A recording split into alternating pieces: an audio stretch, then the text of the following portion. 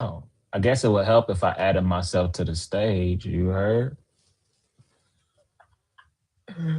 It would help if I added myself to the stage. Hold on, let me see if I can get myself right here. All right, there we go. I'm in the center of the screen. All right, all right, all right. Let's see, we got one, two, Trey. Right, let me see.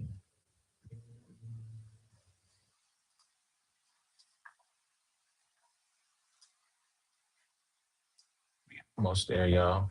Almost there. All right, let's get this party started. Buenos días, buenas tardes, buenas noches. No importa dónde te encuentres mientras escuchas esto. Bienvenido al programa que deseaba que el juego fuera bueno como el espectáculo de medio tiempo. Es una cosa en blanco y negro con a uno y a varios. Now I can hear somebody saying to me, hey, one, speak Spanish or speak English. And my response to that is, sí, lo hario. Lo hario. Sorry, I said lo hario, lo hario. Anyway, I am one half of the dynamic duo. I am A1. Please remember you can check out every episode of It's a Black and White Thing by going to the podcast app of your choice. Wherever you get the good podcast, search for It's a Black and White Thing. Um, Give us 5 stars, leave a comment, talk to us, we talk back. You can also check us out by going to YouTube, searching for Brains and Bars, uh, hitting the like button, share the content, subscribe, tap the notification bell, tell a friend to tell a friend it's them boys again. And yeah, man, hit us in the comments as well. Talk to us, we talk back. So I am solo dolo for the moment. I may be joined by a guest later. If he pulls up, we will have a conversation about the NBA. If for whatever reason I don't see him, I will I have a backup plan just in case he doesn't pull up. So have a good time, man. We're gonna have a good show. We're gonna talk a little bit about the Super Bowl. We're gonna talk a little bit about the NBA and whatever else is on your mind. Jump in the comments. Like I said, we can have a little dialogue. So without further ado, man, let's get into it. Let's talk about the Super Bowl. All right.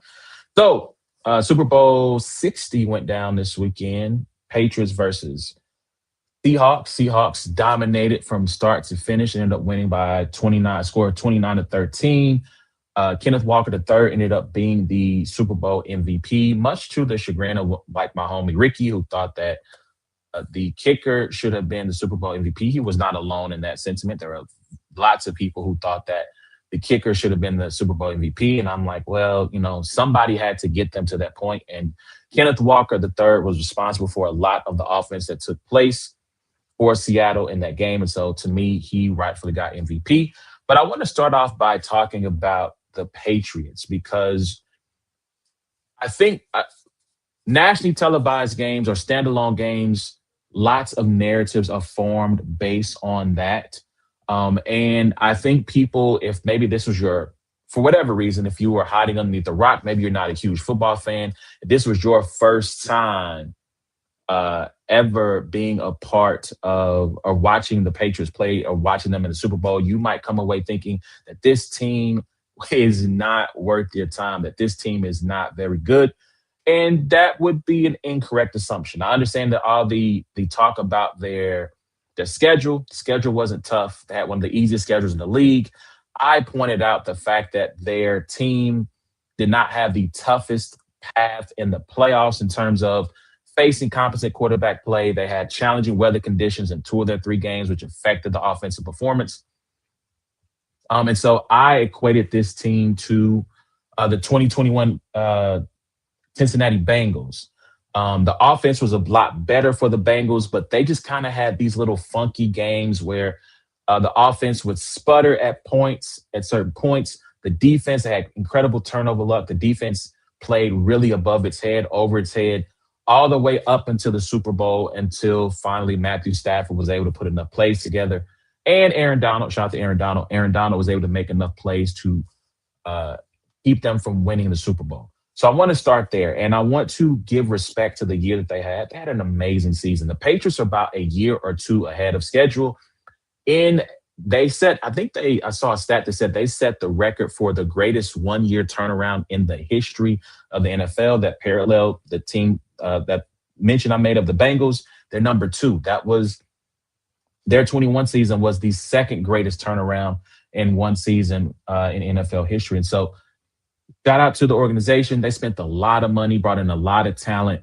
You think about Milton Williams, Stephon Diggs being some of the biggest names that they brought in there. And so they did a great job of infusing it with talent. You had guys like Christian Gonzalez who were drafted, the Christian Barmore who was drafted to the team. You have Drake May, obviously, right? Kayshawn Booty, Pop Douglas. Like they have a bunch of hand-grown or homegrown talent, I should say. So they're about a year or two ahead of schedule, and they deserve their kudos for, look, you got to beat who's in front of you. Whether the teams you beat are weak or not, you have to win those games. They did what they needed to do. They made it through that playoff slate because winning is partly about, it's about the skill, it's about coaching, but it's also about luck. And when that luck lands in front of you, taking care of business. And they did that. So salute to them. All right. But I do want to talk a little bit about Drake May. And I want to see, I am going to be very interested to see how he does if the Patriots make the playoffs next season. So his final playoff stats, 58% completion percentage, 6 touchdowns, 4 interceptions, 6.9 yards per attempt. But the thing that was most troubling for me, 7 fumbles lost, 7 fumbles, 4 lost, excuse me. And I think the thing that I can say for Drake May, and it didn't reflect itself so much in the playoff run, but it went through the regular season. And I've talked about this the last couple of times we talked about the NFL. Not screwing up is a superpower. The ability to not throw an interception, to avoid the disastrous fumble, the disastrous interception, or boneheaded play. You don't have to be, I think one of the things that this Super Bowl showed us is that you don't have to be Mahomes or Allen or Lamar or Matthew Stafford, right? You don't have to have out of this world talent in order to lead your team to a Super Bowl, but you just have to be able to make the plays that are available to you and not be a hero. We don't need another hero. We just need to find our way home. Shout out to Tina Turner. And so I think Drake May throughout the regular season, I think, and it didn't show itself in the playoffs as much, but throughout the regular season, he was able to avoid boneheaded mistakes and boneheaded plays. And if he can continue on that trajectory, I think that the Patriots are a team that you're going to have to watch out for years to come. Now, speaking of not screwing up being a superpower, let's talk about Sam Darnold real quick. So Sam Darnold, in the regular season, was a guy who made lots of mistakes. He was very turnover prone. The middle portion of the season, he was close. I think he was close to the league leader in turnovers where that be fumbles, interceptions. And so going into the playoffs, I think the book on Darnold was, will he screw up? Can he make the right plays? Can he do the right things to not negatively impact the team? And he did that throughout his entire playoff run. Not only did he not turn the ball over, only had 1 fumble, but it was recovered by Seattle. But he threw no interceptions and he was sacked only 6 times. Now, I talked about luck being a part of this. Some of that is the 2 teams that he faced, both the Niners and the Rams, had issues generating a pass rush or getting significant pressure on them. In the Super Bowl, the Patriots' plan was, we're just going to blitz him. And I'm pretty sure the Rams probably looked at that and went, man, why didn't we take that tack? Why didn't we try that of just sending straight out blitz and straight out pressure? Because you saw that it was affecting him, right? He did just enough. He wasn't perfect. I think last week we talked about in the show, I trust Sam Darnold. I do not believe Sam Darnold. And listen, at the end of this playoff, at the conclusion of this Super Bowl, I am in the same place on Sam Darnold today as I was going into it. I know a lot of people have said, well, Sam Darnold proved the haters wrong. He proved everyone wrong. And I'm like, did he? Did he really prove people wrong? I don't know if he proved people wrong. I think he just didn't prove people right. Right. I don't I think I need to see another season for Sam Darnold, especially in the playoffs, right? Because the one thing I've said about that Seattle defense is that that Seattle defense is going to play well enough in most games, even when they give up a lot of points. They're going to give the Sam Darnold enough chances to get it right. I think you saw it in the game, the second matchup against the Rams in the regular season. I think you saw it in the AFC, or excuse me, NFC title game.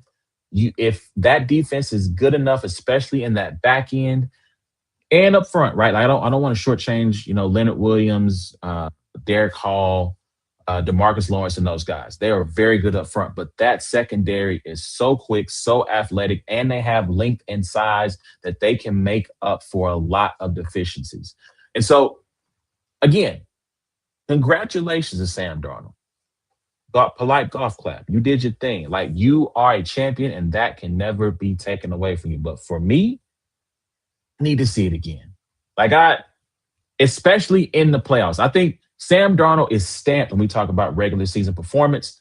I don't think we have to necessarily worry about him. He's 28-5 in his last in 2 years as a starter. He's stamped in the regular season. I think I want to see his playoff medal be tested. And outside of that NFC title game, I don't know if it was tested enough. The Niners were done. I mean, as a Niners fan, you heard me say it. That game against Philly was my Super Bowl. Once they won that, I knew what time it was the next week. So I want to see what happens next year with this team. And because I do think they'll make the playoffs again. What does he have for the group? So this next part, I want to play a little game here. Let's talk about over-unders. Looking ahead for the Patriots. The Patriots don't have any really serious free agents that they might lose next year. Their team could return very much intact next year from the team that made it to the Super Bowl. All right. So I want to look at some over-under stuff, though. So I want you guys to tell me, jump in the comments and say Patriots over or Patriots under. I'm going to set the line on the seeding for the Patriots in the AFC next year at 4.5. So if you take the under, that means you think they're going to be either 4 or better, which means they win their division and get a home playoff game. If you take the over, that means you think that they're going to finish 5th or worse, which means missing the playoffs as well as a possibility. All right. So let's take a look. I want to look at their schedule here real quick. So their schedule, their away games against the Bills, the Bears, the Chiefs, the Lions, the Jags, the Chargers, Dolphins, Jets, and Seahawks. So outside of their NFC East schedule, which they're going to have 6 games against those teams, they got to take on the AFC West. They got to take on the NFC West. Let me make sure I got that right. No, NFC North, excuse me. But they also have their 17th game is against the Seahawks. All right, so they have a first-place schedule. They had a 4th-place schedule last year, so the schedule is going to be significantly tougher in 2026. All right, so that's their away schedule. Their home schedule, they got the Bills, they got the Broncos, they got the Packers, Raiders, Dolphins, Vikings, Jets, and Steelers. So if you were to ask me, Patriots over under at 4.5, I'm going to take the under. Think they will win the division again. I just don't think that they're going to be I think they'll be either 3rd or 4th. This isn't an easy schedule. Lions are going to be tough. The Jags, obviously, they won the South.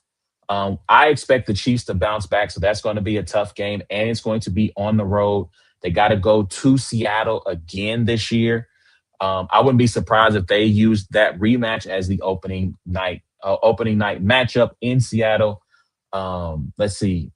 Obviously, the Bills are going to be tough. I mean, Broncos. I mean, this is a tough schedule. Packers might, depending on when that game happens, maybe Micah Parsons is back.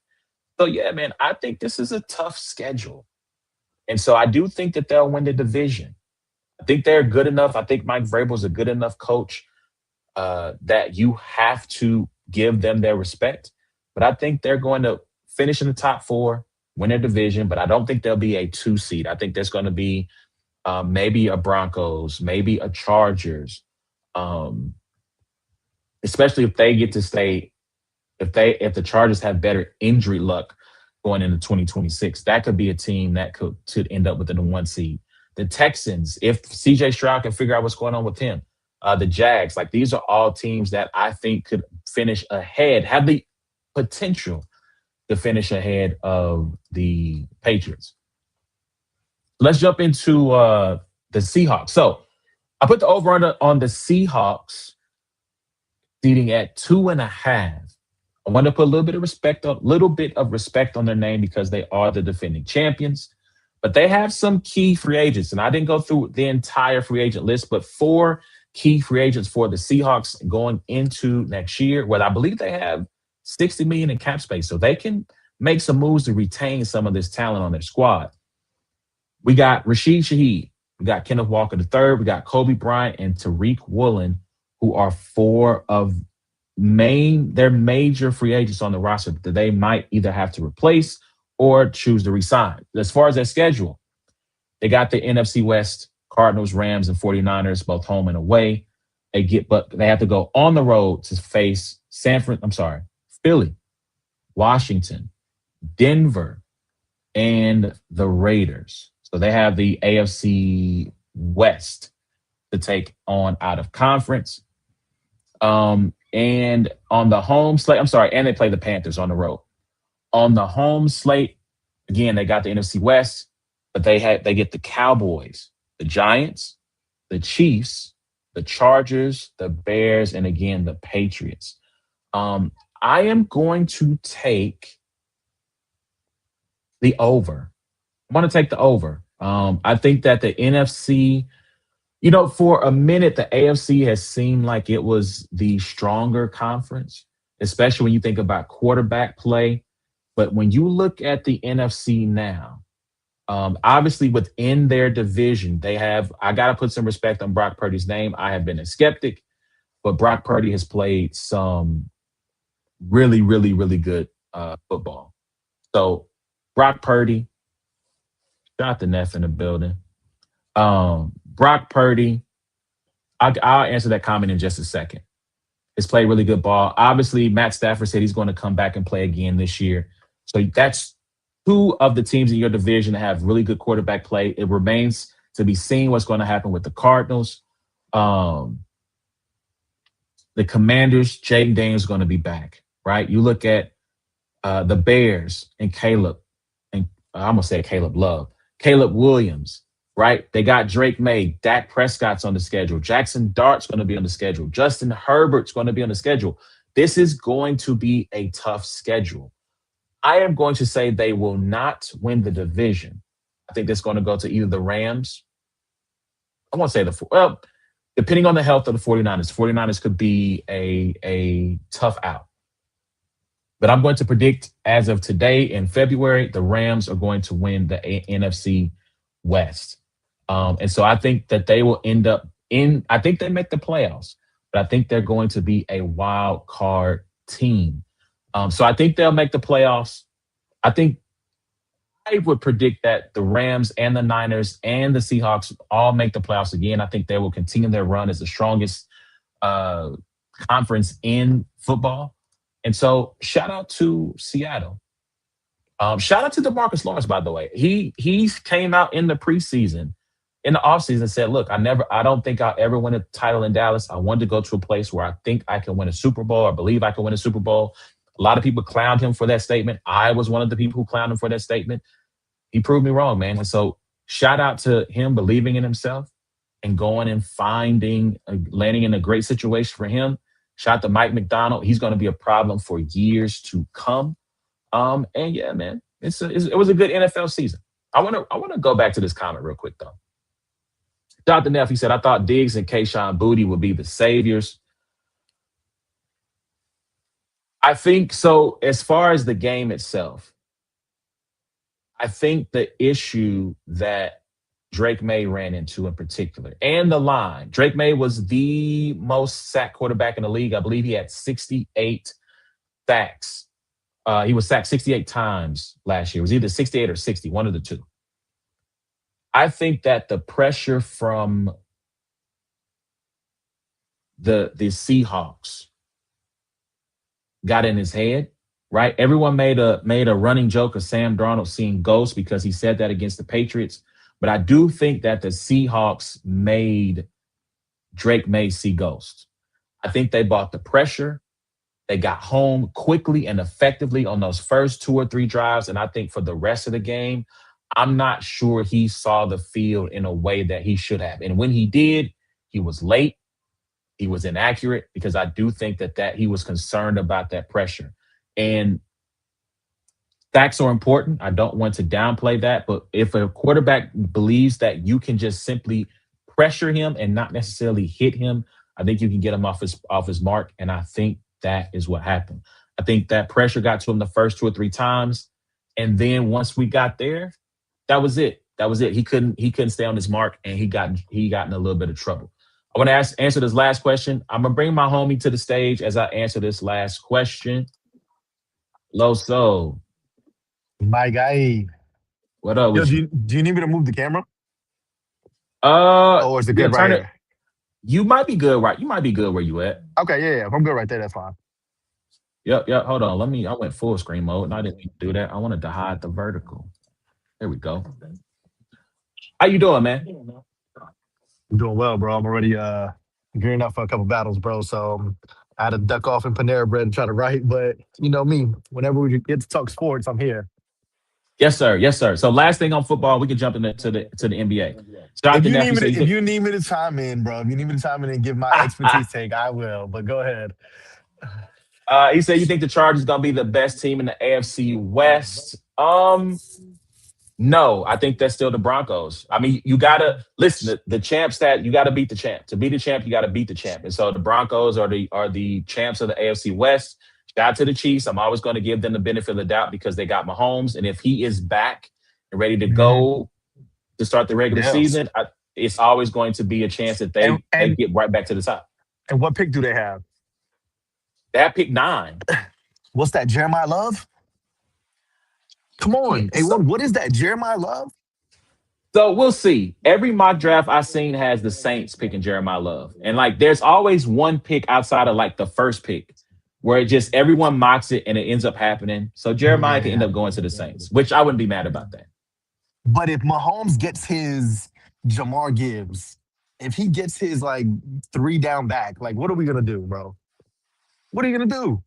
Well, hopefully, if they do that, Andy will actually give him the ball. Which again, people make that running joke about Andy not feeding the running backs, but he when he has a dope running back, he feeds them the ball. You can go look this up: LaShawn McCoy, Jamal Look at Charles, Kareem Ryan Hunt. Westbrook, Kareem Hunt. I forget. No, he wasn't there for. He missed some of the Larry Johnson and Priest Holmes era, but when he has a good running back, he feeds them. And so I'm not concerned about whether or not Andy's going to give a good running back the ball. When he has Yeah. less than, he don't give him the rock. So let's turn the page. Hit us up. Let us know what you think about the Super Bowl. Jump in the comments, man. Give us your thoughts on the game. Let's turn the page and let's talk a little bit about the NBA because that's what we're here for. So shout out Dum, to you dum, being in the building for dum. that. We are at the halfway point of the season. The All Star game is going to go down this Sunday. Once the All Star game is done, there'll be about 25 to 30 games left in the season. So we wanted to take the time to talk about the NBA at its halfway point. It's been a very Yeah. entertaining season. It's been Yes. a fun Yes. season. Yes. And Shout out, A1, you yo, and I have been on this NBA. I don't want to say bandwagon, but we vehemently like go against this notion of like NBA is putting out a bad product right now. It is a good product. If there's entertaining stories, you don't want to cover it, that's fine. And you guys are always, and you've always said, A1 constantly tells us in the group chat, hey, make the NFL pay for giving us bad games when they give us bad games and just don't tune in. Now, granted, I mean, you're going against the biggest corporation in the world, but still, like the NBA is putting out good product, there's good storylines, this whole notion. a couple of years ago when we were worried about, oh, what happens when LeBron and Steph leaves? Like, yada, yada, yada. Like, I don't have those worries right now. Now, granted, there's a nostalgic, like, lean towards me where I'm like, ah, man, I am going to be kind of sad to see them go. But as far as like talent and like people who are going to be carrying that torch, it's going to be, it's very good right now. And it's going to be very good for years to come. So, Absolutely. I mean, you look at some of the rookie class that we got right now. I mean, Cooper Flag looks like he's going to be competing for MVPs. VJ yeah. Edgecombe looks really good. Derek Queen looks really good. So does Jeremiah Fears down in New Orleans. So there's a lot of young talent in the league that we have to look forward to. And that's not even talking about the potential blockbuster rookie class that's tearing it up in college right now. So Yeah. yeah. So let's get into it, man. Let's talk about it. So first off, let's talk about in the first half. Who's been your biggest surprise team in the first half of the season so far? Okay. Prior to the season, I had this team as potentially the worst roster, not as far as talent. I'm talking about like things where I looked at their roster and said, what moves are you gonna make? What moves are you gonna make? What could you do? Where are you winning? How are you winning games and stuff like that? And I'm gonna be honest, the biggest surprise to me is the Phoenix Suns, bro. Even though they're what are they, 7th seed right now? I don't know. But to me though, they're the biggest surprise for one. And I gotta, bro, I hate it. I did not like this player, but I gotta tip my hat. Dylan Brooks, bro. You you are a baller, bro. And I even was questioning that whole defensive tag that they kind of gave on him. Because I just feel like a lot of guys where you're like just scrappy and you're trash talking and just they just label you that. And he was that heart. I mean, I don't know the heart and soul, but he was like one of the anchors of that Memphis team that was kind of like pushing Golden State, yada yada. But Absolutely. man, I did not think that I didn't think he had a bag where he could average 20. But that goes to show you I think every NBA player, this is a different conversation. I think every NBA player, given the green light, because there was a guy, and real quick, there was a guy who was in college and he made it to the G League in Utah, but he told me, he said, bro, it's really just a green light and being comfortable to go ahead and take shots that you normally wouldn't take. And he used Trey Young at Oklahoma. He said, bro, there's about 5 other guards who could have done what Trey Young was doing in Oklahoma, but Trey Young just had the ultimate green light. So a segue to this, Dylan Brooks finally he gets that green light, especially with Devin Booker out the lineup. And so you see him doing what and he's doing it on both sides and beating good teams and like putting up these numbers. And I'm not gonna lie, the whole and Jalen Green being out of the lineup, to me, I thought that they were gonna be a bottom, like I'm talking about bottom 2 team in the West, bottom 5 seed in the whole, in the whole league. But the fact Yeah. that they're in the playoffs right now, if it's the play in, you know what I'm saying? And they can still move up. I think they're right behind Minnesota last time I checked and they're competing every night, every single night, bro. If I was a betting man, I'd be like, I don't know, take the spread on the other side. You know what I'm saying? Yada yada. But bro, I mean, Royce O'Neal has been hooping. Colin Gillespie. I mean, bro, you could chalk him up for 2 threes every night, putting up. And Devin Booker's still doing Devin Booker things. But Dylan Brooks, I think, bro, has been one of the unsung heroes of the NBA this first half, where it's like, whoa, like granted, he's not in no conversation for anything else, but I'm just saying, as far as like winning games, bro, there's been 5 games that I watched that Dylan Brooks won. Like he won Absolutely. those games on the Phoenix Suns. So to me, that's the biggest surprise because before the season, I was just like, yo, I don't even know what you do with that roster. I have no idea what you do with that roster. Yeah, I agree. I agree. I mean, he's averaging 21. He's shooting about 35% from three. But let me go back. I want to say, was it almost 50% from two? Make sure I get him right. Make sure I get him right. 44% from two. But like you said, I've seen Dylan Brooks go off in a Yeah. cup in a couple of games this year and play really, really good basketball. I agree with you that Phoenix is one of the surprise teams. I think one of my surprise teams that I want to go with, I'm gonna go to the Eastern Conference. So this it's a surprise from this standpoint. I thought they would be a playoff team. I didn't think they could be top three, top two in the East good. And it's the Boston Celtics. When you Mm. look at what they did and how much of that roster they turned over, right? They lose Horford. They trade away Porzingis. They trade away Drew. There's no Tatum. That's your starting five. You throw in Jalen Brown, there's your starting five right there. So now they're bringing in four new starters. Mind you, Peyton Pritchard was coming in off the bench, from a bench to be a starter. But whole new starting five around Jalen Brown. Jalen Brown ups his play to where we're talking about this guy in the MVP running right now. Peyton Pritchard plays good ball. Neemias Queta, I hope I said his name right. Hmm. He's playing, he's giving them quality minutes, right? Anthony Simons, before he got traded, was playing good ball with Hmm. them. Yep. And so to see them in a space where I think right now they are second, third in the west, third in the east, excuse me. They are tied with the Knicks for the second best record in the East, 5.5 games out of first. Like to see them in this place, and then to think that Tatum might come back this year. He's made incredible recovery from his Progress. Achilles Yeah. tear. And so, like, they're in a spot where, yeah, listen, Jordan Walsh looks like a NPC from 2K. I'm not gonna hold you. Like, like they started Hugo Gonzalez and Jordan Walsh. They just went and got Nick Vucevic from the Bulls, shot the Vucci main. But like that's a team that completely surprised me and how well they played and how well Yeah. they've adjusted on the fly and gotten themselves into a spot to be a contender in the East. I'm trying to see one more one. Actually, I have two more. Can I throw out my other two? Yeah. Yeah. Yeah. Down to the Raptors. If you watch me talk about them on This Week in the NBA, I've talked about them Mhm. being one of the better stories in the East. Brandon Ingram and Scotty Barnes, excuse me, Yes, Scotty Barnes Barnes. Yep. going to be all stars this weekend. They played incredibly well. Shout out to RJ Barrett. He's a little banged up right now, but that's a team that surprised me. And the other team is the 76ers. When you talk about teams that you thought were going to be trash, we didn't know what Mm. was happening with Embiid. Paul George, which rest up, young man. I don't know what you was doing, what you was smoking on, drinking on, whatever, but rest up. He's out for 25 games, but we didn't know what he was going to be. We didn't know VJ Edgecombe was going to be this good. Yeah. You know what I'm saying? Like we didn't know that they were going to be balling like this. And so to see Tyrese Maxey, one of the top five in scoring in the league, and just to see him Every turn year. into a star, Every he's year he goes up. elevated Every every year. year. Every And then year. Embiid has started to play like his old self again.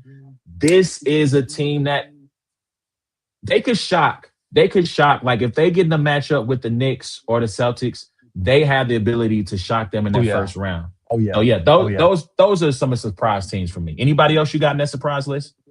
No, I think I would. I think I would agree. The Celtics were the only ones that I probably was like.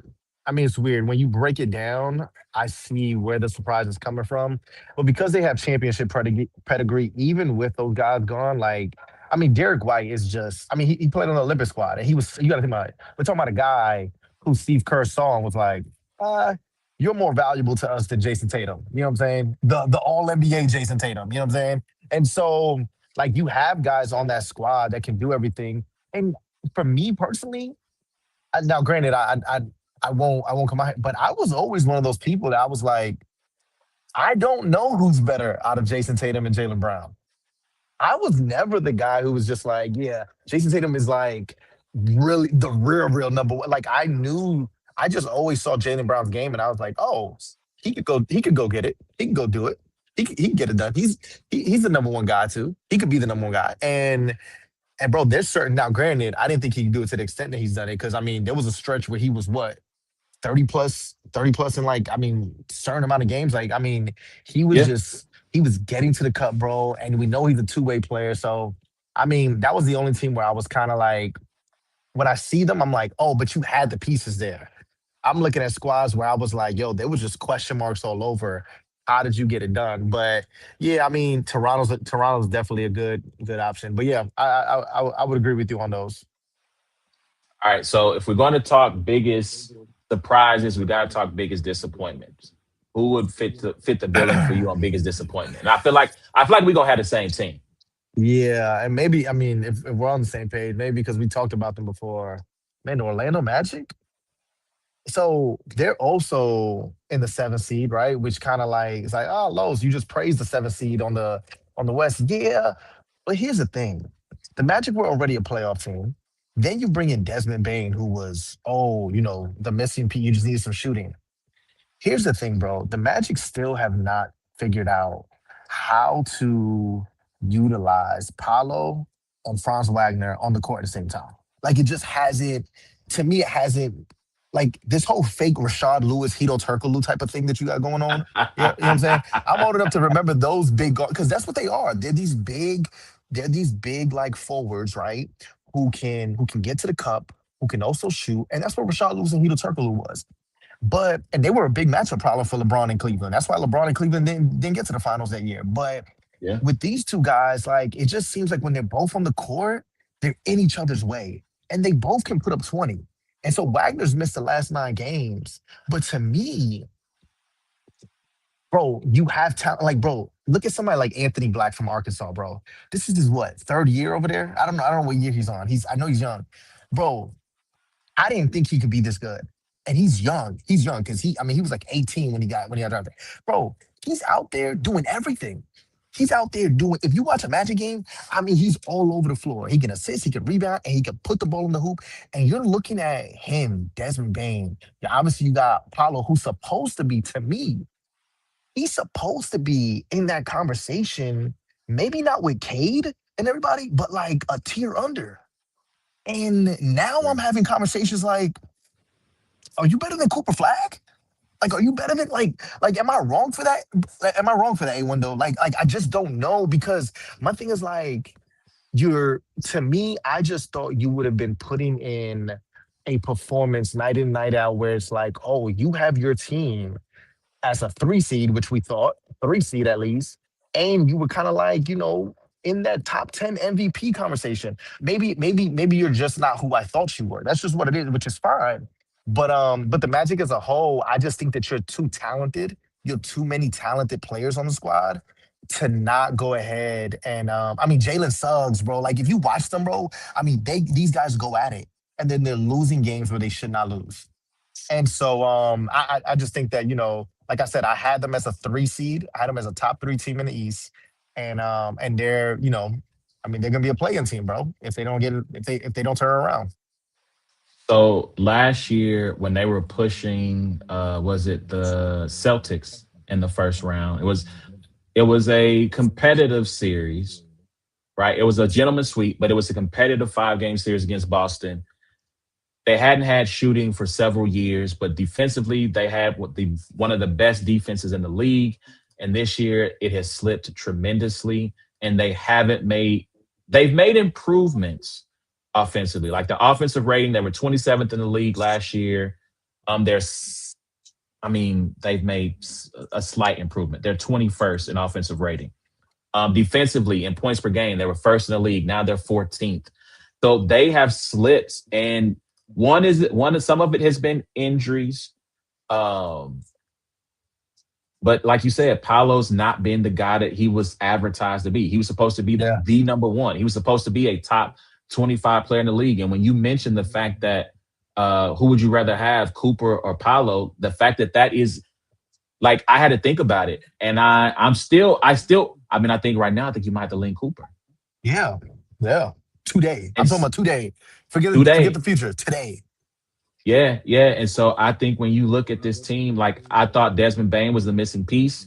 I think in the group chat, I think we might have thrown out like a quick prediction of who we think is going to the finals. And I picked the Magic.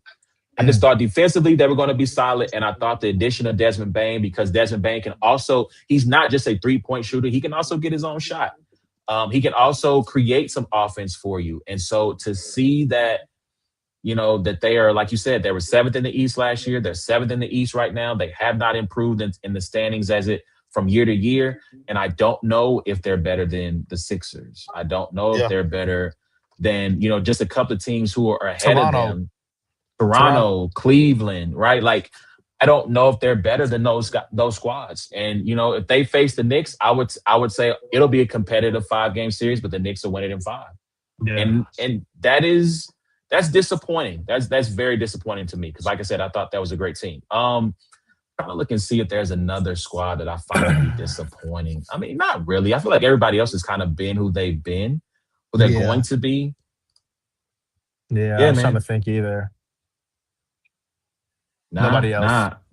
Nah, I mean the Bucks. I knew the Bucks. I thought the Bucks would be better. I didn't expect them to be as big of a mess. Yeah. But Giannis has been in Um, and out the lineup too, though. yeah, and Giannis Yeah, kind of he's getting on my and then nerves a little yeah, bit. yeah, bro. That whole real quick side note, bro. That whole little, oh, what was it? Greatness doesn't chase; they attract. That's all you've been doing. You've literally been on this like Brett Favre like campaign of like holding your team hostage, which is weird. Both Milwaukee, but like not wanting to do something and then like trying to play this like, oh yeah, there was there's been no, love lost over here in this household. You know what I'm saying? Everything's good. It's like, nah, bro. Like we've been watching this whole it's been the Truman Show, bro. And now granted, I'm not saying Giannis, like you haven't given Milwaukee, more than enough. You've given them a championship, given them an MVP, you've given them great years, you know what I'm saying? All this other stuff. But bro, don't try to play this whole like hero. You are the villain now. You are a villain. Get up out of here. Man, I'll say this.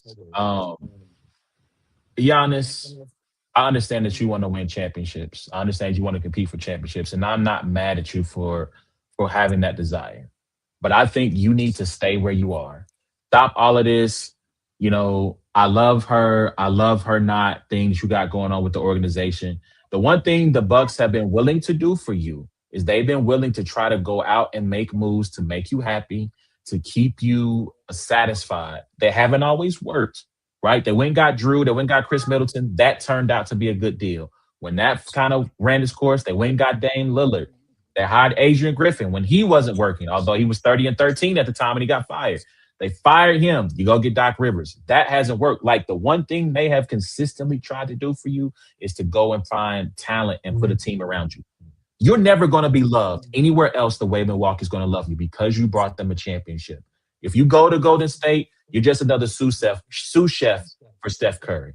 Yeah. If you go to Yeah. Miami, it's Pat Riley. It's in his genius, right? If you go to LA, it's Luca's team. If you go now, Minnesota would be interesting. It would. It would be interesting, but I think the charisma of Anthony Edwards, he's always going to be seen as he's going to shine as brightly as you. No Yeah. matter so stay in Milwaukee, let those people adore you for the rest of your career, and maybe you get a chance to chase another chip in a couple of years. It's not looking good right now, but if you get traded, you're going to be stripping the team of all the talent. And it's going to be Yeah. you and another superstar and three bums. And I don't know in this NBA, when depth is the name of the game, I don't know Mhm. if that's enough to get you over the top by having just two Yeah. stars. I do So yeah, think though that I do think Giannis is like in a category of like one of three players where like if he moves, that team automatically becomes a contender. I do think that, but I do agree with you at the same time. Like I do think both things can be true. It's like, yo, I do think that depth beats like two superstars, but like Giannis and Curry, I mean, you're gonna give up either Draymond or Jimmy. You're gonna give up some other guys, some future picks. Like, but I think that year and the next year, I do think that they will be a lot more competitive than what they are than both teams. But and even in Minnesota and stuff like that, I think like you would be competitive, but because of how talented Giannis is, at the same time, I agree with you. It's like, what are you gonna do when OKC's playing 10 players in the playoffs? Or somebody else, you know what I'm saying? Like another team. yeah, Like you don't know. yeah, yeah. I mean, look at LA. LA has Luca, LeBron, and a most improved candidate in Austin Reeves, and they're a five seed. Mhm. Hold on one Yeah. second. Sorry. Hopefully you don't lose me here because my phone is ringing. I thought it was my do not disturb was not on. All right. Uh, yeah. Um, but yeah, so just stay where you're at, bro. So let's speaking of trade though, that's a good segue. Let's talk quickly about the trade deadline. Who do you think were the biggest winners from the trade deadline? The biggest winners for the trade. So I already have my trade deadline losers. Okay, so you can Um, start there if you want to. man, I'm gonna be honest, bro. Golden State, get the hell out of here, bro. And I'm gonna say this: Steph Curry is what 38. How old is Steph Curry? I think so. I think so. I can look it up. He's Okay, either 37 or 38. all right. So he's 37, right? And he is A1. I don't know if you've been watching like when Curry's on, like when he plays. He's having he's having a great year. He's having an all NBA year. You know what I'm saying? Like he would have been starting in the All Star game. Like he's not bro. When you watch Curry play, you don't. There's never a time you're watching him and you're like, I'm not gonna lie. Like LeBron, obviously, even KD though, as great as KD, like when I'm watching him on Houston, I'm not sure how much of it is the system, but I'm watching him like, that's not KD in OKC or Brooklyn or something. You know what I'm saying? Where he was like, yo, to me, Curry is still Curry because of how he plays, and it's really a lot of it is he's just in better shape than everybody else on the court. I mean, he can run for miles. So when I'm watching that and Jimmy goes down, you have Draymond, who I don't know what you guys want to do with Draymond. I know you're being very loyal to him. And then the whole Kaminga situation, which to me, I think Kerr has done a disservice to Kaminga. But I mean, that's a conversation for another day of like how they, like, we praise the Warriors for that whole, like, oh, Curry, Clay, and Draymond, homegrown talent, and we built them up from the ground up. Since then what? Then what? You struck gold on Jordan Poole. You got him shipped out, which was stupid because he was a core piece to that championship run. But since then, James Wiseman, you failed. Kaminga, you I don't know if you failed because I think Kaminga's talented, but you dropped the ball on that, and then everybody else is just regular pack of Reggie Millers out there, bro. And Moody, I think is he's good, but like it's just regular stuff out there. And so the trade deadline comes, and you hear all this talk about, oh, Giannis, and then or Laurie Markkinen or Zach Levine. You know what I'm saying? Even that would be bottom low. But then you end up with Chris Stapps, bro, like, who has never panned out to who he's supposed to be. He gets flashes in the pan because on that Celtics team, they were so overloaded with talent. But then you bring him over, and I'm looking at the lineup, and I'm like, what? Like what? Like what's that gonna look like? I don't know. I don't know what's that gonna look like unless Chris Stapps has some like crazy revelation and he turns into somebody else. I just think Golden State, the fact that Curry is playing at a top notch level and he's 37, and you are not trying your hardest to go ahead and say, you know what, bump that. We'll give up 2031, 2032, 2033 post Curry picks, which that will go ahead and attract a lot of teams because they don't care about 2026 and 2027. No, we want them. We want them. We when you're in the mud, those are the picks we want. We'll give up those picks, Curry, to show you, hey, we want you to go ahead and win another one and make this exciting. You have not done that, bro. And I just think that you were the biggest losers, bro. There were some candidates out there, and you end up with Chris Stapps. I just don't like it. I agree. And Joe Lacob and them have pushed that whole we're light years ahead. If they're truly light years ahead in the offseason, they would trade Steph Curry. But you know that that's not going to happen. I understand it's not going to happen, but if all that light years ahead talk, if they were light years ahead, they would have traded Steph probably after the 24 season if they were truly light years ahead. But if you really want to hold on to that mantle, you are trying to recreate something that is done, right? Like you're trying to find this infusion of talent to go around Steph, and it's not going to happen because you don't have appeasing enough assets. That's the problem. The whole talk of when Giannis was out there of, oh, I forget, I don't know if it was Shams or Wendy who was like, well, the Warriors have the best trade assets out there. And I'm like, and what, Draymond? Like you're talking about, I'm sorry. No, Draymond and a 2031 and Kaminga and Podzimski, that's not that. Uh, You talk about Reggie. yeah, yeah, And so to me, if the Warriors really want to rebuild, if they really want to build a bridge, pardon the pun, to the next generation, they would put Steph Curry on the auction block in the summer as soon as the season ends and says, send me your best offer. yeah. Send me your best offer. And that's how you truly rebuild that franchise. You want him to retire a Warrior, but what Yeah. matters more, him retiring a Warrior or you starting to find a life post Steph? Because if you let him retire, you're done. You But you luck would into that agree. guy. But you would agree, though, A1, that there's certain players who, as much as if it's a business and you want to go ahead and think about posts, whoever it is, there's certain players where you just kind of give that grace and you're like, we just can't do that with you. And Curry's in that category. Like you let him decide if he want. Now, if Curry wants to move on, then yeah, do that. But you don't trade a Steph Curry. I mean, listen, I get it. It's easy for me to play fantasy GM and be like, you need to trade him. It's That's another four. thing That's to, that's four rings, bro. we will always be grateful. We will always be The grateful number one. for your. Wait. After the Lakers, and you could check this. You get the computer. After the Lakers, who's been the most profitable organization? The Warriors. I mean, Curry's number one in jersey sales. Curry's number. I mean, the TV deals. Like, I just think that like as much as you want to be business savvy and think about you kind of just got to take that L because of all the W's he gave you, I or understand talk, that. or tell me what you think. So listen, Neff says let him retire and thank him is what they're going to do. Not the right thing. That's what's going to happen. Listen, how many first round draft picks did Miles Bridges go for? Not Miles Bridges. Mikel, Mikael Bridges. Thank you. How many first round five, how many five. first round picks you didn't get for Steph Curry right now today? That was, but that was in hindsight they were wrong for giving five first round. Come on, bro. How many first round draft picks did Rudy Gobert go for? Oh man, how many? I think four.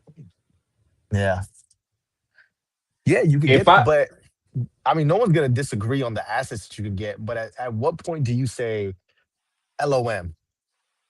I'm not excited. LOM, bro. When do you say that? When do you say with, that? Or is with Curry, LOM not a thing in sports? I mean Is it. So loyalty over certain assets? Come on, bro. certain players have the LOM tag, and Curry is one of them. But I get it. I get why you don't do it. But I'm telling you, bro, I would. You know what I would do? I would go to him in the offseason and say, look, what do you want to do? It ain't working here. And no, it wouldn't. And you kind of got to tell him like it'll be similar. So I don't know if you kept up with this whole like there was this big couple on TikTok who just got a divorce. Did you Yes, see that? yes, Okay, Christy and Christy and Desmond. Desmond. Yep. So reports were that Desmond came to Christy beforehand and was like, Christy, yo, I'm not I'm not in this no more. Like he was upfront before he got caught in the club, before all that stuff, right? Now, granted, anyone would be like, oh, he probably was cheating already before. But anyway, it's similar to that. You kind of got to go to him like, look, we're just not in this no more. It was great while it lasted. Yeah, we got kids, we got rings, and whatever. But like, yo, what is the best way that we can separate and go our separate ways? And we put you in the best situation. We're gonna put because I think Portland and Damian Lillard did well. Hey Lillard, hey Yeah. Dame, you even though you gave us no rings, you were putting up great moments over here. You've been loyal to us. This and that. We can't make it work. What can we go ahead? Where can we send you? And we sent you to a championship caliber team. Now, granted, you guys didn't do it. That's on you. But you're saying that they should do that with Curry. Listen. It's clear that we're in it for the kids, and this is not helping anybody right now. So yes, let's talk about joint custody. Let's work out schedules, co-parenting, Yeah, yeah. all of that stuff. Send him someplace else and start the true rebuild. Because if you let him retire and you cash in all the money you can make from him, the farewell tour, all that good stuff, bro, you're done. Like you're back to the '90s Warriors. Yeah. It's back to the hood for y'all. The ride is over. Yeah. So don't wait until Yeah. it's too late. You can get something for him now. Make the Oh make yeah. the make the make the move. So let me give my trade loser here. And it hurts me to say this because they started the season out 6-1. They were playing exciting basketball. They beat like the Celtics, I think, early on. I know they beat the Cavs early in the season. And I put a tweet out and I said, hey, if y'all are 500 come January 1, 2026, I'm coming to see a game in person. I tweeted at them. Mm. The Chicago Bulls, my favorite Mm. team, traded away Ayo DeSomo, Kobe White, Vucci Main. I'm, I'm pretty sure I'm missing like three or four other players in there, but those are kind Yeah, of the yeah, core ones. yeah. Good They got players, really good players, bro. really good players. They got back like eight guards. Now they ended up cutting some of them. They ended up shipping some other Yeah, places. yeah. But my thing is, it's like you guys are trying to tank when you have 24 wins. Like you didn't decide to tank when you were like one of the worst teams in the league. I see. Yeah. Like you're so far ahead of all the teams who are in the bottom of the standings that you have no shot of catching them. Yeah. And you did, and listen, you didn't trade for like not they didn't trade for bums either. Like they went and got what's my man who played at Bama who plays really hard. He was a guard Oh, for the Hornets. Colin Sexton. Colin Colin Sexton. Sexton, like Colin Sexton is going to play hard for you every night. Now it may not always end up Yeah. well, but he's going to play hard for you every night. The Bulls have 24 wins. The Pacers have 13. You have no shot of ending up with a top 5 lottery odds. Like you're going to end up 10, 11, 12th in the lottery. Yeah. You're likely going to, I get it, it's a lot of talent in this draft, potentially that could be really good. But the true franchise altering players are going to be maybe top 8. I'm going to be generous to say top 8. Unless you have some lottery luck, you're not going to move up. And the thing that really bums me out about the Bulls is this. They lost a coin flip with the Dallas Mavericks last year. The Mavericks ended up in the 13th, at either 12th spot, and the Bulls were 13, or the Bulls are 13, 14, one of the two. Had the Bulls won that coin flip, they would have Cooper Flag Mm. instead of the Mavericks if they had won that coin flip. So you missed out on Cooper Flag. You look at this draft class, you see how stacked it is, and you go, okay, this team is going to be. They were the Bulls and the Heat are like the annual play-in match, like that's like the play-in invitational, Always. And the Hawks. and the Hawks. And Yeah. it's just like you just blew this team up. At least you were fun. At least you were interesting. Maybe you weren't a championship caliber team, but now it's just like it's just a bunch of mismatch hodgepodge Yeah. pieces playing Yeah. out the string, and you have no direction. I don't know where you're going. Yeah. And it makes me sad. Like I mean, Dallas obviously is also my other big loser because they traded Luca for, a Panera sandwich. You pick 2 from Panera. You know what I'm We saying? And eventually so got. Yeah, because even though I mean, okay, A1. So what do you say to the people like, well, we got Cooper. Do you equate Cooper in that Luca trade? no, no, because that was your own pick. That Yeah, wasn't for that them, wasn't that but for them, the way they're looking at it is we don't even get those prop. Well, that's the thing though. Your probability wasn't even good though. What was it? 1.5 chance that you would get that yeah. pick? Bro, it was out of these world odds for them to get that Yeah, pick, and yeah, they yeah, won it. yeah. So I mean, you lucked in the Cooper Flag. That was blind luck. So And don't so go ahead. You Maverick fans, don't go and be like, oh yeah, we got rid of Luca, but we got Cooper. Nah. nah, because that's not what happened. Y'all lucked into Cooper. Yeah. So that's my other loser. I think for winners, I'm going to look at the Cavs getting James Harden. So I understand the book on James Harden is that he's when it matters he won't come through, but he doesn't have to. Which I disagree.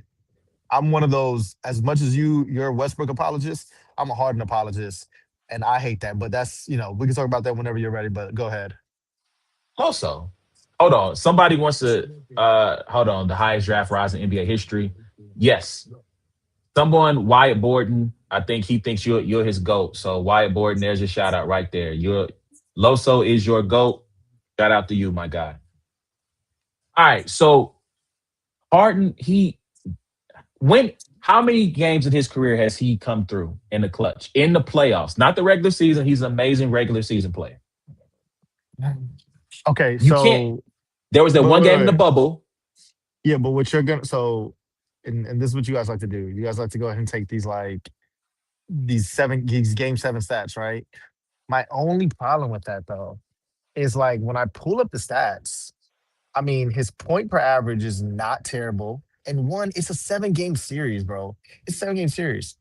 I remember, and here's the thing, I'm also a Curry like stan, but I'm gonna be real. Harden has the most wins out of any player, bro. That's including LeBron against those Warrior runs, bro. Against the Stephen Clay, against the Stephen KD, against Stephen, like all Harden has the most wins against that dynasty. Then, when they were going at it, this is the year that Chris Paul gets hurt. You want to know what we named again? Hey, James Harden, you were up 3-2. Kevin Durant ends up leaving after game 5. You know what I'm saying? You couldn't get it done. When I went and looked at those stats, Curry had that one game. I don't know if you remember where he scored 0 in the first half and he dropped 33 in the second half. Bro, Harden averaged. This is not me. This is nothing else. I'm talking about just average, bro. He averaged like 34, 35 in the first three games in the last two. You know what Curry averaged? Curry averaged 24, but no one talks about it because Curry ended up having a better supporting cast. My only thing is, bro, a lot of those Harden years, especially in the Houston and the Rockets, bro, he was just running into better teams. Yes, he didn't drop. He didn't do what you saw him, them 60-point triple doubles or whatnot, when it quote unquote mattered the most, right? You want to see it in the game seven and close it out. But bro, if he did it game one, two, and three and four, and he's going against all these juggernauts, Clay, KD, and all that stuff, come on, bro. I'm not I like to me, that whole choking stuff, trust me. I understand like he quote unquote disappeared, like he disappeared with Brooklyn and he got hurt. LA, he's like, I mean, Philadelphia, he had a bad, I think it's more so his stain on how he departs from teams. I think that's more of a story than just him not showing up. But I'm talking about, bro, to me, he's been the best offensive player in this generation, bro.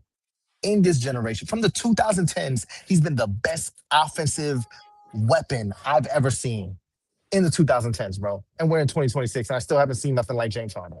One man show. But I say all that to say, I understand this whole narrative, whatnot. But, bro, like, I mean, you got to think about it, bro. I mean, he was scoring leader, assist leader. Like, we're talking about a guy who was leading the league in scoring and assists. And then we're still putting that narrative on him. Get out of here. I hate the whole little, oh, he's Lamar Jackson. No, he's not. He's not Lamar Jackson, bro. So I don't deny that James Harden has played really well in the playoffs. I'm not saying that he's a playoff fraud and that he never shows up. However, it does seem like in the biggest moments in his Rockets, that game seven, yes, I think they win that series if Chris Paul doesn't hurt his hamstring. Yeah, yeah, I do too. But they were up in the third quarter against the Warriors in that game seven when that 0 for 27 streak of three pointers started. Yeah, His tenure in, I mean, he's a shoot. I think the Nets might win the championship if Kevin Durant's foot isn't on the line. yeah. The Philly run ends poorly. That game seven where he and Embiid don't show up. Uh, the Clippers, I feel like the Clippers. Wait, was he on the Clippers when they made the playoffs? That might be premature. I feel like Last that year, Kawhi was hurt though. So I mean, I'm not gonna necessarily hold yes. that against him. He was Dolo. All I'm saying is that he is on a team now where he will not be required because Donovan Mitchell is one of the best playoff performers of his era. And so if it is do or die, go home, Donovan Mitchell is going to give you 30, a minimum of 30. And so all they need from Harden is just something. Like, just give us something. We'll find a way, but we will find a way to be like, oh, Harden. You went 2 for 13. Look at you. You could and let's say Mitchell goes for 30. We'll take the magnifying glass and put it over there. It's like, yo, but you just told me he wasn't required. But he can't go 2 for 13. You can at least go But 6 for 13. Like, but dang. what I'm saying is at this stage of his career, isn't it telling that we're still like you got to think about it? These last couple of games, I mean, he's been playing really like what was it, 2 or 3 games with Cleveland so far? Been playing really well, and you know who's actually been benefiting a lot? Jared Allen. Mister, the lights are too bright. Yo, You want to talk about somebody who shrinks in the playoffs?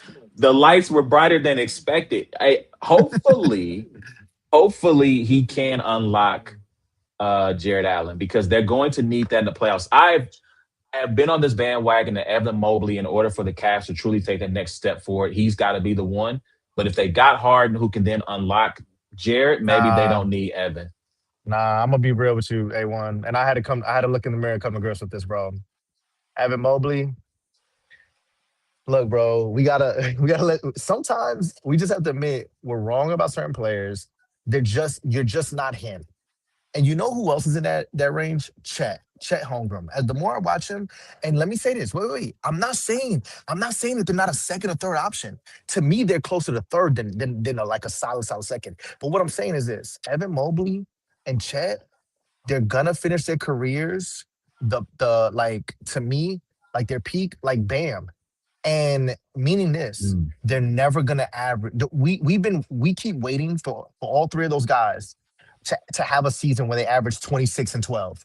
They're not them. You're not him, buddy. You're not him, and which is fine. Which is fine. But Bam, you're like, bro. Trust me. I watch Bam a lot because whenever I'm putting my parlays in, I think I can lock him in for 20, and here he goes struggling to get 15 and 9, and I'm like, oh, that's who you are. That's my fault though. That is my fault. That's not you, Bam. Why am I getting mad at you, Chet, and Evan Mobley? You guys are all cut from the same cloth. This is my fault for thinking you're Kevin Garnett. You guys are not KG.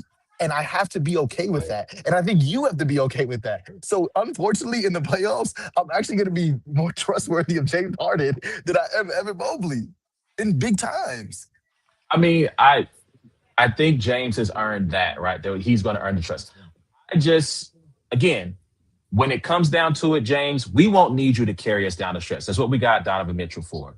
We just no 2 for 13s. That's all we ask. If you're gonna take 13 shots, hit 6 of them. Hit half of them. That's it. That's it. That's all we're But asking. but unfortunately, if he does have the 2 for 13, it's going to be the storyline on ESPN. It's gonna be the storyline on Twitter. That It's a look. and to me that's not fair. It's just like, yo, okay, how many times does something need to be newsworthy for it to not be news anymore? He's gotta stop. I mean, again, he's in a winner go home situation. We need James Harden to. I'm not saying he got to go Yeah, for 30. He's gotta be at least when you talk about why they won. He's at least got to be a part of the equation in some way, yeah, shape, form. Even if it okay, if he goes 2 for 13, he's got to have like 16 assists. Like he's yeah. got to bring and something and else to the and it table. can't and it can't be game 7. You do it any other game, but it can't be elimination. That's the thing. It cannot be an elimination game when you go that I'm just because saying. they're gonna I'm kill just you. saying. I would so actually, you know what? Now thinking about it, I would say my winner because I couldn't think of a winner. Um, Even though one of these moves were before the deadline, I would say the Wizards, bro. I would say the Wizards, and I like Trey Young over there. And here goes another hot take. I'm one of those guys where I don't think, even though, I mean, technically he's getting a little bit more lot because Trey's been out. I didn't think for the last, 5 years that it was a lopsided trade from Luca to Trey. I didn't. Trey got to an Eastern Conference Finals before Luca. Trey was going deeper in the playoffs. Trey was leading the league in total points and total assists before Luca. Yeah. So that whole narrative, like, yeah, Luca's playoff stuff was more sexier because he was going against the Clippers, Paul George and Kawhi, and dropping, game winners and stuff. But to me, I didn't think of that. So I think Trey having to start in Washington, who Washington was already a good defensive team. Now here's the thing: you add Anthony Davis now. If like let's and this is all predicated on Anthony being on the floor, but you add Anthony Davis, now they're even going to be a tremendous defensive team. Which to me, the reason why I'm so excited about that is because what is Trey's biggest weakness? Weakness. It's his defense. Defense. And Yeah. that's defense. And granted, that's not effort. I don't think. I think it's just his size. There's certain players where you're just like, you know what? Yeah, of course. No, that's Curry. I think that's Curry's biggest thing his whole career. You know what I'm saying? It's not effort. You see Curry over there shuffling his feet and contesting shots, but it's like so much he could do. But when you have a great defensive team with Anthony Davis there, I think that that was a good move. And I think the Wizards, you're gonna see them, bro. They're gonna be a playoff team, bro. They're gonna be a playoff team this year. So I think the thing that's interesting is they're obviously tanking. They have to. They have to.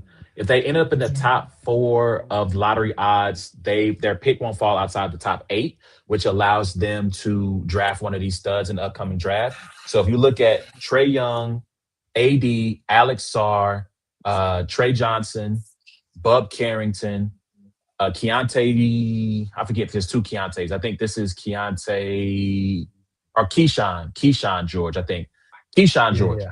So you look Keontae's at the in what, young Utah, right? Utah. Yeah, yep, Utah. Yeah, yeah. Keyshawn George. So I think you look at what they have in the young talent and what they've added in this uh with these two stars. Yeah, in the East, I think they have I won't necessarily say I'll say play in potential, right? Because Yeah. health is going to be a thing with both Mhm. Trey and with AD. But AD. AD, he doesn't have to play center. That's what Alex Starr is for. So he doesn't have to worry about playing against the five because that's what he doesn't like to do. If he can stay healthy, if Trey can stay healthy, they got an intriguing team. They're at least going to be entertaining and interesting going into Yeah, 2026. So let's turn yeah. the page. Let's go to get down the home stretch here. Let's talk about top five for MVP. One. Just want to Yep. make a little side note, man. Out of and of all teams, like they didn't make a move. Um, but I felt like I almost wanted to put them in the loser category because when I look at your roster and I look at how you value these players in your team, it's almost like you can't make a move. You have like untradeable players, and not because they're just like Steph Curry or LeBron James. It's because you don't know they have the potential of being really good, or you don't know. And it's the New Orleans Pelicans, bro. Oh, I And disagree and and 100%. no, let me say this, bro. Let me say this. They have a roster right now that one, I mean, they're not good, right? The Pelicans aren't good. Like we know they're not good. But you have a roster where it's like you're not gonna like think about it. You're first of all, you've already showed us you're not moving from Zion. Zion can do whatever the hell he wants. You're not moving on from Zion. Then you have think about all these and if I miss any, look at their roster right now, A1. But if I miss any, name some. Name the young guys. So you have Derek Queen. You're not moving Derek Queen. You're not trading him, right? Mm-mm, mm-mm, Fears. You're not trading Fears. mm-mm, mm-mm. Sadiq Bey. Are you trading? I know he's a little older. He's like what, 27 or something like that. But I don't think you're moving. Then you have what is it, Trey Murphy? Mhm. Yeah, Trey Murphy, another guy who could put up 26 any night. 26 any night. There's another young guy. There's another young guy. Who they got? Let's see. So they got looking at the roster here. DeAndre Jordan. Jordan Poole's on the squad. Yeah, but DeJounte I'm not. Murray, he's injured. I haven't Um, even. those guys you can, but I don't know what you're gonna do with them. Herb But I'm just talking about Jones, they got Herb Jones is on the squad. Hunter yeah. Dickinson, Bryce McGowan's, Micah Peavy's a rookie. Eve Missy, I hope I said that right. He gets some burn for them. Trey Alexander, Jordan Hawkins out of UConn. I mean, they got some interesting pieces. I But think that the guys I mentioned, they won. If you're a GM, what are you doing with those? What are you doing with those guys? Those young they're guys I just mentioned. centerpieces. Listen, I think if anyone's a trade candidate, is Zion, and maybe they didn't get the offer they wanted in during the trade deadline, and maybe they explore that in the offseason. Because there was a lot of before the Bulls made a trade, there's a lot of Zion to Chicago smoke I saw out there that people How were many? How many? How speculating. many? What is he? Is he? What was he? Year what? Year five? Year Year six? six, year six, Year six? averaging Come on, 21 and bro. 6 right now. And when you watch him, he's still. I'm not gonna lie. He still looks like when you watch him, you're still looking like, yo. I think he can average 30 and he could get 11 rebounds. Like I think he could do that. Like the way he goes downhill. But bro, I'm gonna be honest, bro. Like those guys, like I just think that New Orleans is not gonna let those guys go. And those are the only guys that other teams will look at. They're gonna want those guys, and you're not gonna let them go, bro. You're not gonna let go of Derek Queen. They shouldn't. And I think the concern with the Pelicans is that they gave the pick they gave up for Derek Queen, right? So they gave up an unprotected first round pick in this year's draft to go get Derek Queen. And so Atlanta's gonna have two picks in the first round, and one of them's going to be like a top, let's just say eight, right? At worst, top six, top eight pick in a loaded draft. And so I think that's why, to me, you explore the trade for Zion. It hasn't Yeah. worked. It's not working. You go and trade him. Hopefully, you can pick up a first round pick in this year's draft from a team that has a high lottery pick. And then you can start over with Jeremiah Fears, Derek Queen, and that pick and rebuild your squad. Maybe DeJounte Murray comes back. Maybe you trade him as well because, I mean, you already got Jordan Poole, so that feels like a little bit of Well, doubling your what's Poole? Is, assets. is Poole is Poole hurt right now? I don't think he's playing. Let He's me see. He's playing. only. I don't. Where the hell is he at? Let me see. Let me see. I don't know if I can click on his. Let's see. Check on news. I think he played. Let me look at the stats. Get the last time he been in a game. Of course, now this thing is not giving me what I need. I don't know. I have to look into it. I'll let you know though, because it's not giving me Yeah.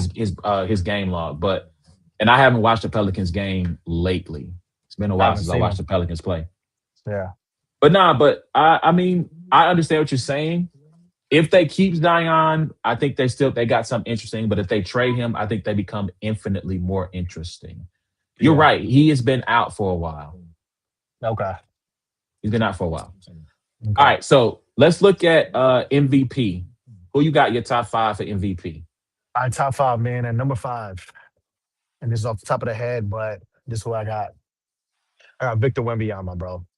Victor Wembanyama, and the reason, first of all, I mean, that's a good pick. I mean, he's been out a little bit, but I think that the Spurs are.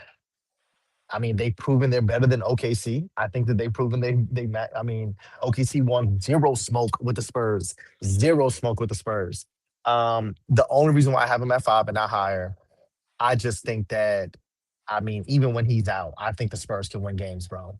And I think those guards, I mean, bro, they just have great players all around. At number Hold on, four, before you keep going. And they just got Jared McCain.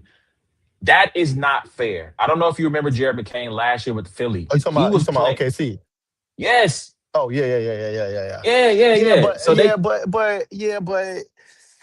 I don't know, bro. I mean, this is Jeremy Kane post ACL, right? Because you're talking about when what the Jeremy Kane you're talking about is pre the ACL tear, and he was hooping. But post ACL, I got to see it. I got to see him do something before that. Because in Philly, it wasn't like he was like after he came back from the ACL. I don't think he was doing anything crazy, or he wasn't even doing any what he was doing before. well, he had just came back though, Yeah, that's what I'm saying. right? So before we use the not fair, for me, I need to see something on the court post ACL. Torn meniscus, not ACL, by the Oh, way. okay, okay, Torn okay, okay, meniscus. okay, okay. I had to look that Yeah, up. yeah, So that's what I'm saying. And in this landscape, torn ACLs are just like it's like having Tommy John surgery. You have it, you come out, and you may yeah, not be 100% the player you were, but you are not that far away. And he's super young. That's not fair, bro. I'm just saying it's not fair. But you were saying yeah. Wimby. I have one B five, and like I said, the only reason why it's higher, I just think that the guards are just really, really talented, and they have a good team. At number four, um, I'm gonna have Jokic, bro. I'm gonna have Jokic, and I was watching the Nuggets without Jokic, and Jamal Murray is gonna. I mean, you set this back in COVID. You think I Top don't know if you 10 still hold. bucket getter in the I don't. league. Yeah, I don't know if you still hold that title in 2026, but in 2020, you were telling me that when him and Donovan Mitchell were going back and forth, and he was going to the Lakers and putting up 45 against LeBron and AD. You did say that, and so when I'm watching him without Jokic, he can still do that. But there's another guy on the Nuggets who I like a lot, bro. Man, he's a small forward. Peyton What's the Watson. Peyton Watson? Oh my goodness. I'm watching Peyton Watson. I'm like, man, he's like if like Bones Highland met like Mike, like fused with Michael Porter Jr. Like he can hit the three, like and not an offensive weapon like Michael Porter, but he was hitting like he's moving around, he's playing defense. He's like what he had. I mean, just this is just me going off the eye test. He's like what 6'6" maybe? Like he looks that Yeah. tall, you know what I'm He's saying? like six. He So, might be taller than that. I think Peyton yeah, he Watson is might. like Yeah, 6'8", might maybe even be six taller than that, nine. bro. And he's playing both sides, and he's running like I was watching him and Jamal Murray, and I was like, man, bro, like he looks really really good. And so I mean, Jokic came back. You know what I'm saying? Obviously, I think the only rough game he had was the Pistons, but that was a tough game to come back to. You know what I'm saying? But he ended up putting up a triple double after that, and so I mean, Jokic is Jokic. You know what I'm saying? So I got him at four. I got three. Cade Cunningham. I think Cade. Um, Even though I knew that the Pistons were going to be good last year, I think they quote unquote surprised some people or whatnot. And but I think that this year, them being the number one seed, now granted, no Tatum, um, you people could throw that in there or whatnot. But to me, I think that I mean he's just showing like, yo, he's the man. And even though he doesn't have like he's not like putting up 30 every night, anytime I've watched Cade look at his squad and look up at the scoreboard and say, "Oh, we need a bucket," he could go get a bucket. He go get a bucket, bro. He can go get a bucket. He has the size. He has the court vision, all that stuff. And so I have him at three. Um, and so this is where I'm kind of like doing. I don't know where I want to go with this one, but um, I'm be real, bro. I think I'm gonna go. All right, I'm gonna just go Luca at two. I'm gonna go Luca at two. I kind of want to put him more, but I'm gonna look at two. And the reason why I said Luca at two, I know I put this in the chat. I was like, A1, bro, the man is averaging what 39 and 9, 30. 31 and 8. You know what I'm Yeah. saying? 8 and 8. I Yeah. mean, crazy. Now in the month of January, this is just me from remembering when I was like in the month of January, he was putting up like 34 and something something and doing it on 55% shooting, bro. Mhm. 55% shooting. And so think about this. He leads the Lakers in every category except rebounds, which he's second in that. Because any given night, Luke go out there and get what, 9 rebounds, 9 boards? And Yeah. so I'm 32, 7, watching and it. 8. And the reason why I have him above Cade is because when I'm watching the Pistons and I'm watching the Lakers, i.e., last night, I watched the Lakers versus OKC. There is a significant, even with now, granted, Reeves is still coming off the bench, but he's still playing starter minutes once he comes off the bench. And Reeves is I know he's still getting acclimated or whatnot because he just came back. But to me, I just and granted, I also feel the same thing for the Pistons where I don't think nobody else on the Pistons roster is on K's level, but they're just all so good at everything that they're doing that to me, Cade is just surrounded by a lot more talent than Luca, and Luca is just way more valuable. He was playing without LeBron for the first 20 games. He missed Reeves for a lot of games, so he was basically just out there with who? The Japanese three-point shooter, Rui? Get up out of here, A1. Like, give me something else. You're not even putting Don't Connect on there. You got Laravia from I don't know where the hell he came from. Marcus Grizzlies. Smart. Marcus Smart is having to go in the hyperbolic time chamber just to give you 10 points a night. You know what I'm saying? Like when I'm watching the Lakers, I'm like, yo, Luca is he has to and granted he does it with ease. I don't think he's like stressing it, but he has to give you 30 a night. He has to give you 30 a night, and he has to give you like 8 assists.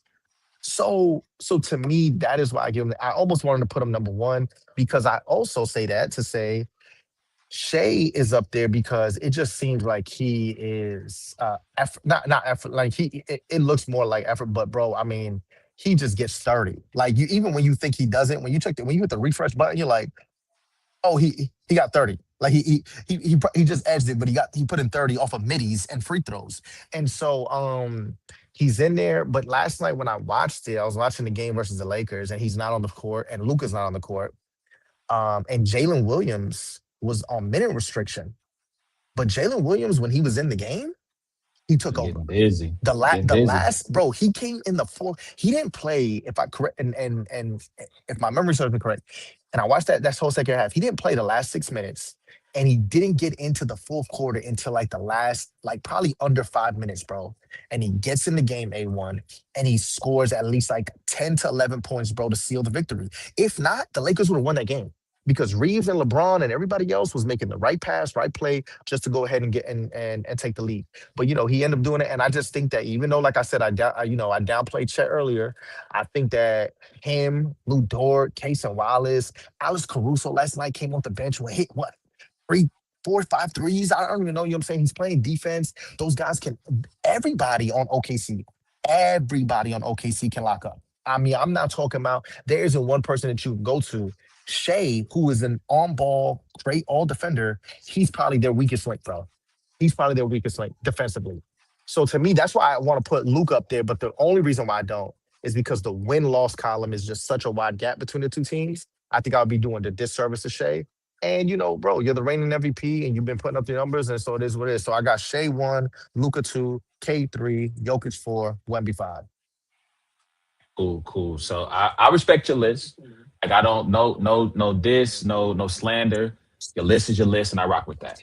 So I just want to say now, Jokic is not on my list, and not because he's not a great player, but because he is already at the limit of games he can miss. Now, maybe he plays the rest of the season without missing anything, and that would be in a great accomplishment for him. But I have to assume that at some point during this down the stretch, he's going to miss a game for rest. Oh, he can't Hope even he miss does. one. He is at the limit. I think he is at 16 because you can only miss 17 games. Mm, So hold wow. on. Let me look at their schedule real quick. Yeah. I He's mean, either if he at gets 16 or eliminated, 17. yeah, if he gets eliminated, I'll bump Jalen Brown up. But yeah, So he's at they play 54 games right now, and he can only miss one more game. He can't yeah, he can miss one more. He's at 16 games missed. And mm, so I just don't know if he's going to get through the rest of the season without missing two more games. So that's why he won't be on my list, right? It's no shade to him. Obviously, if he was at 10 games, he would be top three, easy. hmm, So at number 5, I got Luca. No disrespect to Luca mm, and the season he's having. But for me, I do value winning a lot more on this list, right? And so, yes, Luca's having an amazing season. Luca is he's going to be an analytics darling. He's always going to have great advanced metrics. But I value winning. Now, if the Lakers get up to the 4 seed, 3 seed, obviously you're going to have to bump Luca up. So I have him at 5. At number 4, um, Jalen Brown. I think Jalen Brown deserves a lot of love for what he's done. Again, Jalen Brown, not a huge analytics darling, but he's playing some of the best two-way basketball in the league. And he's got the Celtics right now at the 3 seed. And he is a large reason of that. His usage rate is through the roof. It's a career high usage rate. His efficiency has suffered a little bit because of that, but he's playing great basketball. And yeah, he's got that team playing great as well. At number 3, I got Wemby. Uh, the Spurs.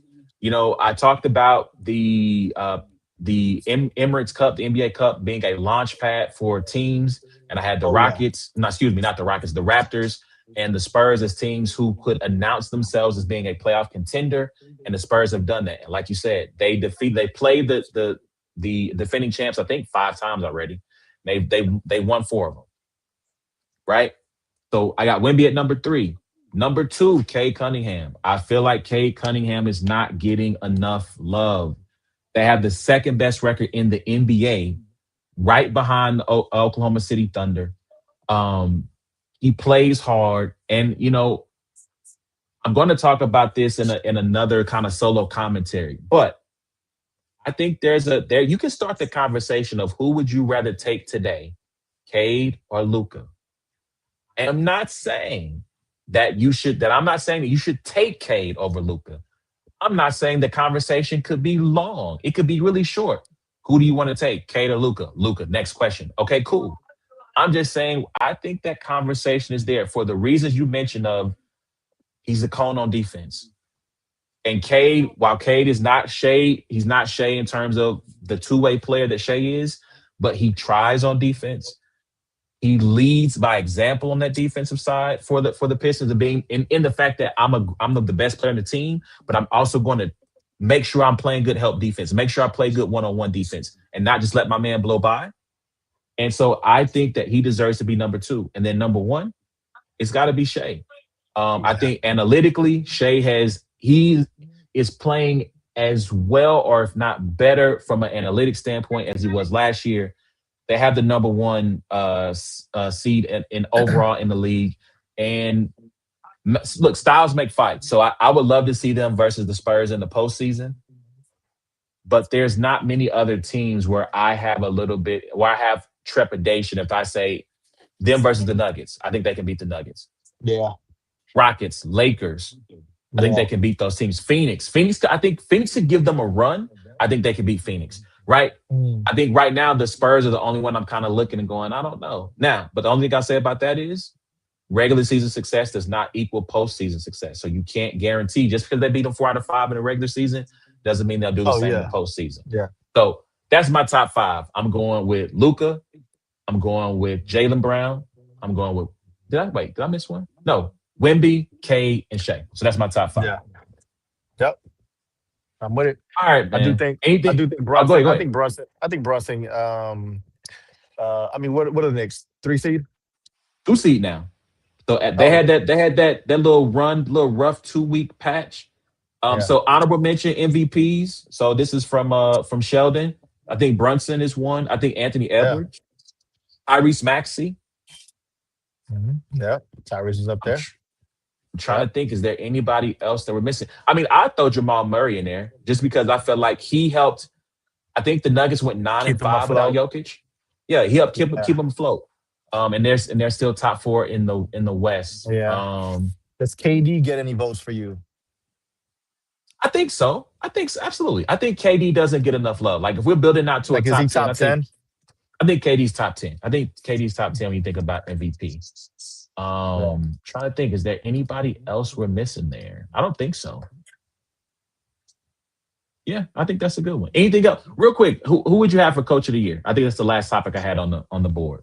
Now that I think it goes to the Pistons. Was it BJ? What's his last name? Burgerstaff? Bickerstaff. Bickerstaff. And Bickerstaff. here's the thing. I thought he should have won it last year. Mm. They gave it to Cleveland. They gave it to Cleveland's guy, right? Yeah, but you gotta remember, Cleveland won like 20 games in a row to start the season. They were the Yeah, runaway one but seed in the but in the East. but see, to me, that's where the conversation of like, because I got to compare Cleveland and what they did the year before. But bro, Pistons were what, a bottom They were a one of the bottom worst teams feeder in the year before, basketball. and Yeah, then you yeah. were, you were what, the seventh seed. I don't know what you feel. You know what I'm saying? Like, you were really really good with that set. And so now I think you got to give it to him, me off of GP, because you didn't get him last year. But I mean, that's another big jump. That's another big jump. You're the best team in your conference, bro. Second best team in the NBA. And probably gonna hold Yeah. that position, bro. Unless Tatum comes back and gives you some problems, you know what I'm saying? Boom, catches you. But to me, I don't see the Pistons giving up that number one spot. That's respect. I think right now JB Bickerstaff has got to be the one seed. I think Joe Mazzulla, I think is to me would probably be second. Oof. You know what? I'm going to take David Adelman for the Nuggets, just a slightly ahead of Mitch Johnson of the Spurs, just for them losing Jokic. They've been a mash unit. I mean, they've had Yeah. what Gordon is still. I don't think Gordon came back for like a couple of games and he's been back out the lineup. Christian Brown's been out the lineup. Obviously, they had Mhm. Jokic out for a couple of weeks, and so he's been able, more than a couple of weeks, maybe like a month, but he's been able to keep that team afloat and keep that team, like I said, in the top three, top four spot in the West. And so I think that might be my top three. But Yeah. you're right. With the job that JB Bickerstaff has done, from where the Pistons were, I think that's fair. I think that's fair. It's good. All right. Anything else, man, before we get out of here? Nah, man, like I said in the beginning of this segment, bro, I think that me and you have, we're constantly pushing like this whole false narrative that the NBA is not a quote unquote good product. You can't, you can only start watching it in June or whenever the playoffs start. Get that crap out of here, bro. I mean, obviously, you get both sides. Like, the hyper fans, they're like, oh, this is the best that the NBA, the best talent that the NBA has ever, like, the players have never been this good. I disagree with that. I hate when people say that. Because it's like, I literally, and the reason why I say that too is I was on Twitter and they were saying it like, today players, and me, this is probably the season where I've been like, before when Melo was around, I was watching every Melo game, but I've been watching every NBA. I've been watching a lot of NBA games, and I've just watched everybody. I was just raving about Peyton Watson, but they were just like, man, the players today are just so much more better than. Now, granted, I wasn't watching the '90s A1, but to me, YouTube's free, so you go back and see whatever. But that concept, it depends on what they're saying. If they're saying that like the players in general are just better, I disagree. Actually, yeah, no, no, no, no. I mean, I agree with that. But if you're telling me, like, to me, this is when I say that, I think that the best players back then are still probably better than our best players today. Meaning this, if you put prime Mm. Shaq, '01 Shaq in the league, he's still the best player in the league today. '01 prime Shaq is the best player in the league today. He's better than Jokic today. That's my thing. But what I do think, A1, what I do think, now let me say this. And this is what I'm saying. So when people say that, I'm just like, yo, when we say that players are talented, more talented today, I think that's more of a conversation of the roster number 3 all the way down to 15. Not Absolutely. necessarily, not that Kobe, not that Shea is better than Kobe. Yes. I do think that Aaron Gordon is better than Derek Fisher though. Do you see what I'm saying? Where Yes.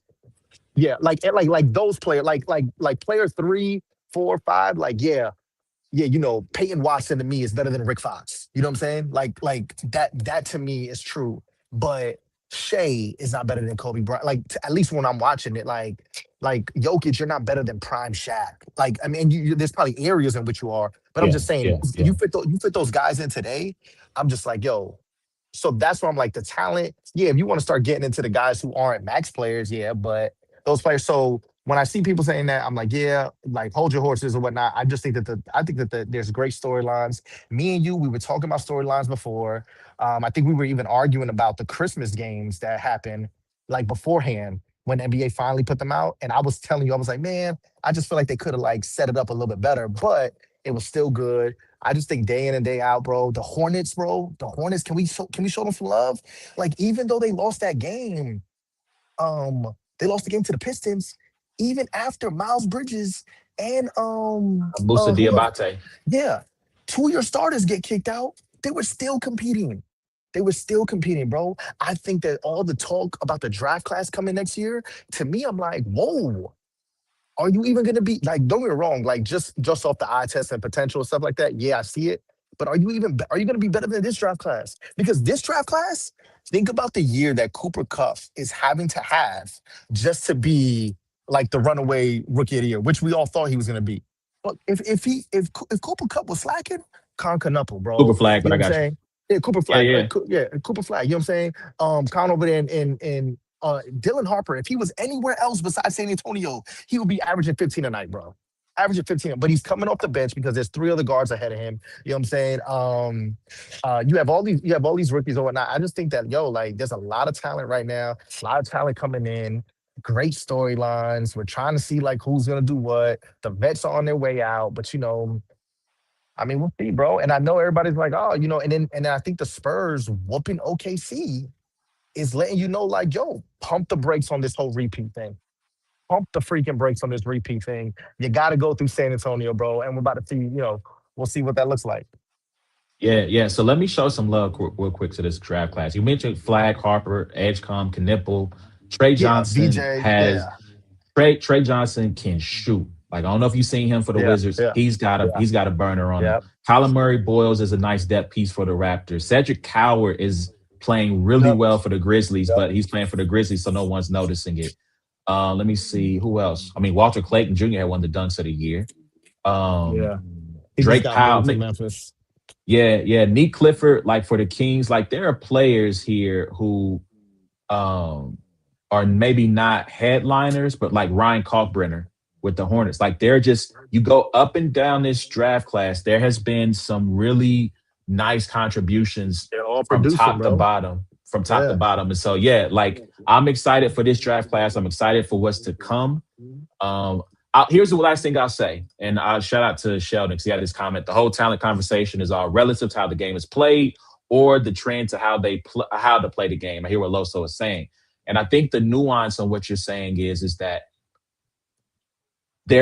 today's players are more skilled because they have to be right. Like if you're playing the four, you got to be able to not just rebound, but you have to be able to have some sort of jumper on you, be able to defend, rebound. Whereas in the 80s and 90s, your four was just your garbage man in some cases. Like maybe you get a Karl Malone, right? Yeah. Maybe you get a Larry Johnson, guys who can Charles Barkley, guys who can do it all. But like mostly your job is to set the screen, get people open, be physical, be tough, and rebound. And I Yeah. think that to me, I'll say this.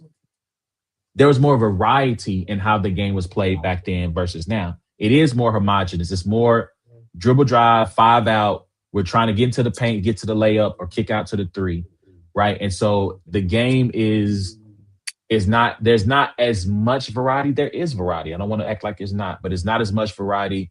And there's the skill set. Everyone's trying to do the same things. Everyone's trying to get a bag.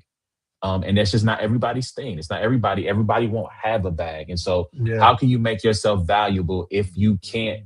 You talked about the opportunity to get shots up. If you can't get 20 shots up a night, how can you make yourself valuable to a team so that you get minutes Yeah. and get burned? So, yeah, man, I agree. I think it's vice versa. The generational talent could play in any era. Shaq could play now. Obviously, he fits in his era. KD could play in the 2000s era, Mhm. or late, 90s, 2000s era, and so on and so forth. So I agree. I agree. So this is going to be a super long blown out. But this is going to be our this week in the NBA segment. So I'll get this. I won't have as many clips and stuff posted, but for those of you who've been rocking with me on this week in the NBA, I did drop. I reran the story I did on tanking just because it was a hot topic based on what was going on with the Wizards, with the Jazz, with other teams who are actively not trying to win to improve their lottery odds. So that is out on the channel right now. So go check that out. This, like I said, this is mid-season report card will be on for be this week's edition of This Week in the NBA. So Loso, I appreciate your contributions. I Always, appreciate you man. pulling up. Yes, sir. Um, that's our time. How do I end This Week in the NBA? I'm trying to think how I do it. That's our time. Before you hit the exit, jump in the comments. Let me know what's the best thing you saw this week in the NBA. What games you're looking forward to. Remember to hit the like button, subscribe, and hit the notification bell so you can tap in to know more about this week in the NBA. And for my guy Ward, in his absence, Loso, appreciate you pulling up. Man, yeah. Y'all have a good week. All right, man. Yep. See you.